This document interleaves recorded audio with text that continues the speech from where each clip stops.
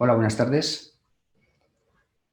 Quiero dar las gracias a Rainer por la oportunidad de poder exponer nuestros primeros resultados con el funcionamiento de la lente EMV, lente de asfericidad variable positiva, que al incluir en nuestro portfolio nos ha permitido rellenar el hueco que teníamos cuando a los pacientes no les podemos poner lentes multifocales. Las lentes multifocales sí que nos los dejan emétropes a todas las distancias, pero el rendimiento no es bueno en determinadas circunstancias. Entonces, tanto si hay alteración orgánica como si el paciente no desea tener fenómenos fóticos en visión nocturna cuando la pupila se dilata, hasta ahora solamente podíamos ofrecer lentes monofocales que es cierto que les permitían no usar gafas de lejos, pero en visión intermedia, que hoy día es la que más utilizamos, les obligaba a utilizar ya una gafa progresiva, aunque solo fuera porque necesita ese tipo de distancia. Hace ya más de un par de años que apareció la lente de asfixia variable negativa de la mano de Johnson y la empezamos a utilizar con unos resultados muy buenos. Muy contentos con cuando a los pacientes les podemos dar a cambio de una lente multifocal, una lente de, digamos, con una profundidad de foco mayor que le permita no usar corrección óptica en visión lejana y en visión intermedia. Pero el espectro estaba incompleto porque ese tipo de lente hay que calcularlo, que lo tenemos que poner dependiendo de la asfericidad de la córnea. Entonces, había muchas córneas que no podíamos utilizarlas porque pensábamos que el rendimiento tampoco iba a ser bueno. El espectro se completó el verano pasado cuando, de la mano de Rainer, apareció la asfericidad variable positiva con la lente EMV. Entonces sí que ya pudimos ofrecer a la totalidad de nuestros pacientes, tuvieran la asfericidad corneal que tuvieran, una lente buena que compensara esa asfericidad. Por eso, hablando de asfericidad variable, no hablamos de qué lente es mejor o peor, cosa que con las multifocales, aunque solo sea por la diferencia en los fenómenos fóticos, sí que podemos decir que las hay mejores y peores. Aquí deberíamos hablar de idónea. ¿Qué lente de asfericidad variable es la idónea para la asfericidad de la córnea de cada persona? La lente Ray-One EMV es una lente que tiene unas características ópticas que luego nuestro director de optometría las va a explicar mucho mejor, pero el caso es que confiere una alta transparencia a la lente y una baja dispersión a la luz con una aberración positiva que va cambiando dependiendo de las dioptrías de la lente que utilicemos. La Ray-One EMV se caracteriza porque la parte central es esférica. Es la única que tiene una esfera central. Y la parte periférica es asférica. Esto hace que los rayos centrales que pasan por el centro óptico converjan antes que los periféricos. Y en esta diferencia de punto focal es lo que nos da la profundidad de foco. Y esta profundidad de foco es la que va a permitir al paciente no solo ver de lejos, sino también a visión intermedia y usar menos graduación final de adición en visión próxima. La limitación que vamos a tener con el uso de este tipo de lentes es el astigmatismo. El astigmatismo puede enturbiar bastante los resultados. Entonces, es necesario que los cirujanos sepamos controlar las arquitecturas de nuestras incisiones y saber compensar los astigmatismos corneales previos cuando queremos implantarla en alguien que tiene un astigmatismo, o por lo menos controlar la incisión de manera que nuestro SIA no sea elevado, o por lo menos saber cuál es nuestro SIA, porque si nos quedan astigmatismos elevados no vamos a tener buenos resultados con esta lente. Si hablamos de indicación de asfericidad variable, tenemos que hablar de que la idoneidad de indicación va a ser asfericidad variable negativa en lentes cuanta asfericidad corneal más positiva sea. Y lentes de asfericidad variable positiva cuanto más negativa sea la asfericidad corneal. El límite, pues dentro de la asfericidad podemos considerar que menos 0,10 es un buen límite. Indicaciones extremas de la asfericidad variable positiva, pues por ejemplo, las córneas hiperprolatas después de operar un LASIK hipermetrópico o incluso en ectasias. Las ectasias pueden funcionar muy bien en ectasias centrales o ectasias que hayamos centrado previamente con anillos intrastromales. En cuanto a la cirugía, lo que nos llama la atención, aunque ya conocemos la plataforma bastante bien por los otros modelos, que es una lente corpulenta, es una lente con bordes cuadrados, tiene un áptico en doble C y le confieren muy buena estabilidad dentro del saco y lo rellenan muy bien. Y el sistema de inyección es un inyector diseñado para esta lente y la verdad es que es un inyector suave, aunque sea de presión, que no vaya a rosca, es muy suave y deposita la lente con mucho cuidado en el saco. Nosotros siempre utilizamos anillos de tensión capsular, aunque, bueno, esto es otro tema, aunque solo sea porque la posición efectiva de la lente que calcula nuestro optometrista tiene que ser a nivel de la inserción celular. Y para garantizar eso tenemos que igualar un poco el volumen del saco capsular, que siempre es muy grande, al volumen de la lente, que siempre es más pequeño. Si, a pesar de todo, hubiera sorpresas refractivas, tenemos que saber que esta lente admite perfectamente el uso de una lente de adición, como es la lente Sulcoflex, que nos compense aquel error que nos haya podido quedar, tanto astigmático como esférico. Los resultados que ofrecemos de 11 pacientes bilaterales con 22 ojos nos demuestran una curva de desenfoque en la que en la parte superior tenemos una visión lejana, sin graduación, de unidad. Vemos hacia la derecha esta curva de desenfoque que nos permite ciertas desviaciones. Es una lente bastante tolerante.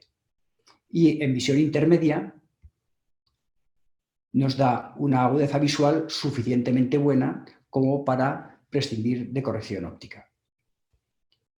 Hemos marcado en verde una distancia que es la distancia de 40 centímetros, porque aquí a 40 centímetros, dependiendo ya de la distancia de lectura del paciente, si le gusta leer a esa distancia, no va a necesitar tampoco gafas. Y a 30 centímetros, a 33 centímetros, con la mitad de la adición, con 1,50, ven J3. Si comparamos estos resultados con los otros de la lente que tenemos más experiencia, porque aquí tenemos, por ejemplo, 70 ojos de 35 pacientes bilaterales, de la lente Eyhance de Johnson Vision, vemos que la parte superior de la curva es prácticamente calcada y la visión intermedia igualmente. ¿Qué ocurre conforme acercamos hacia el ojo del paciente el objeto? Que aparece una diferencia en la profundidad de foco que se traduce en una diferencia en la adición que necesita el paciente para ver cuánto más cerca, por ejemplo, a 33 centímetros. Un paciente, la traducción clínica es media dioptría. Con una AMV vamos a conseguir que con una adición de más 1,50 el resultado sea muy bueno y con una Eyhance, pues a lo mejor necesitamos 2 dioptrías de adición. Esto es física, luego nuestro director de optometría lo explicará mejor, pero la profundidad de foco que nos da la lente de esfericidad positiva es una profundidad mayor porque la diferencia de esfericidades entre el centro y la periferia es mayor que en las lentes negativas.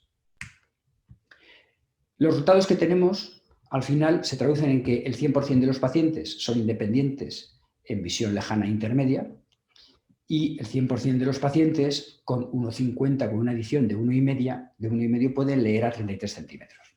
Además, 1/3 de los pacientes tienen una visión funcional en visión próxima, dependiendo ya del tamaño de pupila y la luz. En cuanto al posicionamiento en el mercado, nuestro director de optometría va a hablar ahora y nos va a explicar por qué la posicionamos donde decimos que hay que posicionarla. Muy buenas tardes a todos. Vamos a posicionar esta nueva lente Ray One MV de la casa Reiner y la mejor manera de posicionarla en el mercado es primero entender desde el punto de vista óptico qué es MV y cómo funciona esta óptica tan especial que nos propone Reiner. Cuando vemos el portfolio que nos presenta Reiner, como ha dicho el doctor Royo, vemos una lente con número de ave muy alto, que nos da mucha transparencia y una baja dispersión de la luz. Pero sobre todo lo que nos llama la atención es ese último recuadro que he marcado, que es una superficie anterior y posterior asférica y una asfericidad positiva controlada que depende del poder dióptrico de la lente. Esto es debido a que genera aberraciones. Claro, cuando hablamos de aberraciones desde el punto de vista óptico, pensamos en una cosa. Directamente es que las aberraciones son los fenómenos de un sistema óptico que producen distorsiones en la imagen final y que empobrecen su calidad. Y esto es así, pero de una manera controlada podemos tener ventajas modulándola, controlándola, como nos propone la lente. Las aberraciones aparecen cuando dejamos de trabajar en la óptica paraxial, es decir, en ese eje óptico central de la lente, y nos vamos a la periferia, con ángulos de incidencia amplios, como vemos en el dibujo de la derecha. Esos rayos más marginales, más periféricos, van a recorrer un camino óptico más corto y van a converger antes. Esa diferencia entre el punto focal paraxial, el punto central del eje óptico, y los rayos más marginales es lo que llamamos profundidad de foco. Y es la primera pincelada que quiero lanzar. Esa profundidad de foco aparece por esos rayos marginales. Cuando hablamos de aberraciones, las hay de dos tipos, de cromáticas y monocromáticas. Hablamos de una lente de última generación que está libre de aberraciones cromáticas, y eso es debido a la combinación de esas diferentes superficies y el índice de refracción que tienen, que es en torno a 1,40. Dentro de las aberraciones monocromáticas son las únicas que se producen por las propias leyes de la reflexión y de la refracción, y no por ningún defecto en la fabricación de los dispositivos ópticos. Las aberraciones monocromáticas son de dos tipos, son de punto y de forma. Las aberraciones de forma hacen referencia a la periferia de la lente, aparecen por el camino óptico que recorren los rayos periféricos. Y como bien ha dicho el doctor Rollo, es una lente asférica periféricamente, es decir, no va a tener aberraciones de forma periférica. Las aberraciones de punto las conocemos bien y son las de bajo orden, como son el astigmatismo, el coma y la aberración esférica. Estas aberraciones de punto van a afectar a la calidad de imagen final, y en esta imagen final, de una luz puntual, la imagen final no es un punto, sino una manchita que tiene un tamaño finito, definido, pero ya si es, por ejemplo, un astigmatismo, va a ser una línea focal, o si es un coma, va a ser una dispersión en un meridiano. Me voy a centrar principalmente en la aberración esférica, que es la que modula esta lente Ray-One MV y la que nos va a dar profundidad de foco. Las aberraciones esféricas aparecen cuando dejamos de trabajar en la aproximación paraxial, en ese eje óptico, y nos vamos a los rayos más periféricos, que van a converger antes. Si nos desplazamos a lo largo de esa línea focal, vamos a ver que nunca tenemos una imagen definida como la imagen inicial, sino que tenemos diferentes manchitas, entre comillas. ¿Esto a qué es debido? A que los rayos marginales, los rayos periféricos, van a converger antes porque recorren un camino óptico más corto. Esa distancia que hay entre la focal óptica de la lente de esos rayos centrales y los rayos marginales lo conocemos como aberración esférica lateral. Como podéis ver en el dibujo, esta aberración esférica lateral va a generar en el plano focal de la lente una aberración esférica transversal, que es lo que conocemos vulgarmente como el halo de la imagen, pero que esta halo va a ser mayor cuanto más marginales vayamos. Ahí lanzo el primer tip, es decir, si tenemos mucha aberración esférica lateral, tenemos mucho halo. Por eso, Rainer nos propone una lente con una óptica central completamente esférica, que va a dar aberración esférica positiva y, en consecuencia, profundidad de foco, pero una óptica periférica asférica. ¿Qué va a hacer? Que va a mandar esos rayos periféricos al plano focal de la lente. Así conseguimos que periféricamente la lente no tenga ningún tipo de aberración, ni cromática, ni de forma, ni de asfericidad. Y así modulamos la luz al plano paraxial. Es decir, tenemos una lente con una aberración esférica positiva central que da profundidad de foco y una periferia asférica que va a mejorar la calidad de visión en condiciones de baja iluminación, evitando halos y reflejos nocturnos. Una vez conocido cómo funcionan las aberraciones, vamos a posicionarla en el mercado. Para poder posicionarla en el mercado, sabemos que la información visual depende de la capacidad del sistema óptico, en este caso de un ojo, de enfocar la máxima cantidad de luz y la mejor calidad de imagen sobre la retina. Lo voy a hacer con dos variables que son puramente ópticas. Una, la esfericidad de la córnea, y dos, el diseño de la superficie de la lente. Atendiendo a estas dos variables, si miramos la primera de ellas, la superficie de la lente, las hay de tres tipos, como las hemos ido viviendo, que son las lentes completamente esféricas, las lentes neutras y las lentes asféricas. Las lentes esféricas tienen una aberración esférica positiva en torno a más 0,18. Ya hemos visto que estas lentes van a dar mayor profundidad de foco, pero en consecuencia ese aumento de profundidad de foco va a generar un mayor halo cuanto mayor es la pupila. Una lente muy buena, pero en que en condiciones de baja iluminación nos va a dar mucho halo, mucha disfotopsia. Las lentes neutras tienen una aberración esférica de 0, tienen 0 profundidad de foco y el halo depende del proceso de fabricación de las lentes, es decir, del índice de refracción y del número de AB. Y luego las lentes asféricas tienen una aberración esférica negativa en torno a menos 0,25, que van a dar menos profundidad de foco, pero tiene una serie de ventajas: menor halo a mayor pupila. Es a lo que hemos tendido, a mayor calidad de visión, condiciones de baja iluminación. Si vemos lo que tenemos actualmente en el mercado, como lentes de aberración esférica positiva nos quedan prácticamente muy pocas por esos fenómenos fóticos en condiciones de baja iluminación.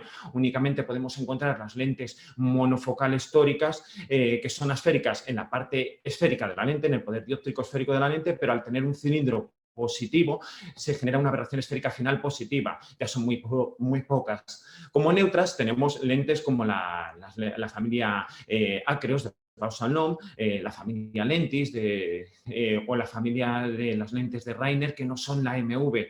Pero, sin embargo, si veis, la gran mayoría del portfolio de lentes que tenemos hoy en día en el mercado son las lentes de aberración esférica negativa. Dentro de las lentes de aberración esférica negativa, la más negativa, como bien ha dicho el doctor Rollo, pues son esas lentes Eihams de la familia Tecnis de menos 0,27. ¿Y por qué tienden a esto? Porque intentan controlar la aberración esférica transversal, es decir, el halo, y la longitudinal, para tener una buena calidad de visión en condiciones de baja iluminación. Pero si os dais cuenta, en ninguna de estas aparece posicionada la MV. ¿Cómo la posiciono yo desde el punto de vista óptico? Pues es una lente que combina ambas superficies, tanto esférica como asférica. Lo que tengo claro es que no es neutra. En la parte central tenemos una óptica central esférica que nos da profundidad de foco y la periferia es completamente asférica. Poniéndolo entre comillas, definiría esta lente como una lente con apodización asférica, es decir, combina dos superficies monofocales refractivas con diferentes radios de curvatura para conseguir una aberración esférica positiva de más 0,15 aproximadamente. ¿Por qué? Porque, como ha dicho el doctor Rollo, la esfericidad depende del poder dióptrico de la lente. Una vez conocido esto, ya entendemos cómo la casa Reiner esta lente en su portfolio la presenta como una lente cuyo poder dióptrico de esfericidad depende del poder dióptrico final de la lente. Atendiendo a estas dos variables, la esfericidad de la córnea y la superficie de la lente, vamos a posicionarla desde el diseño óptico. Si miramos esa primera franja en la cual atendemos a la esfericidad de la córnea, vemos que a la izquierda tenemos las córneas hiperoblatas con una asfericidad corneal muy positiva, como por ejemplo puedan ser los operados de miopía de una gran graduación, o las córneas oblatas con miopías más bajas allí a la izquierda.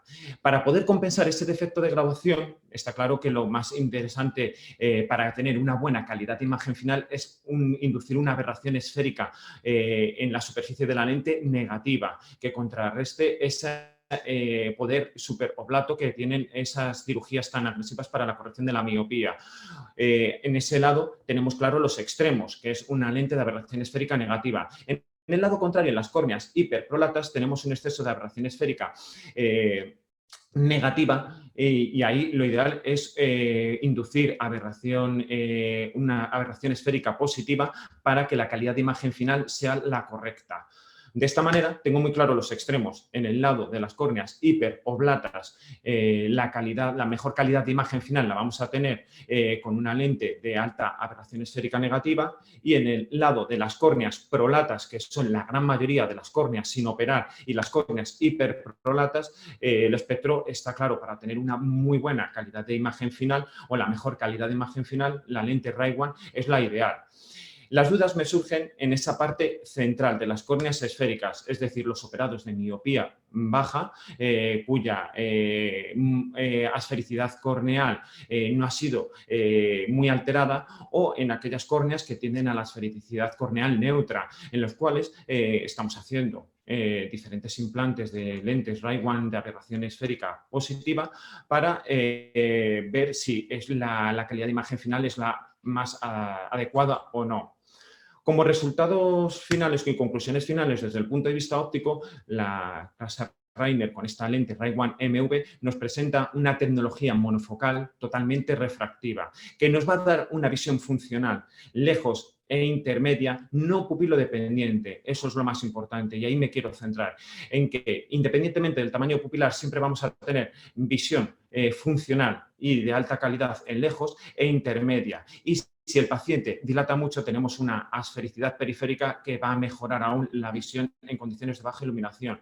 Y esto es debido a que es la única lente que tenemos a día de hoy en el mercado con aberración esférica positiva central y una esfericidad periférica que modula ese halo en condiciones de baja iluminación. Muchas gracias. Este cuadro lo que viene a resumir es lo que decíamos al principio. ¿Por qué no hay lentes mejores y peores, sino lentes idóneas cuando hablamos de asfericidad variable? Yo sé que ahora vamos a tener que cambiar las clasificaciones porque aparece un nuevo grupo. No sabemos si llamarlas lentes monofocales plus, lentes EDOF, pero en cualquier caso nos encontramos ante una lente refractiva monofocal que es verdad que tiene algo más, pero ese algo más, esa profundidad de foco, ¿va a ser EDOF? Yo creo que en un futuro tendremos que decidir si las lentes EDOF pueden ser tanto difractivas, multifocales, como monofocales. ¿Por qué no hablar de una lente EDOF monofocal? Muchas gracias.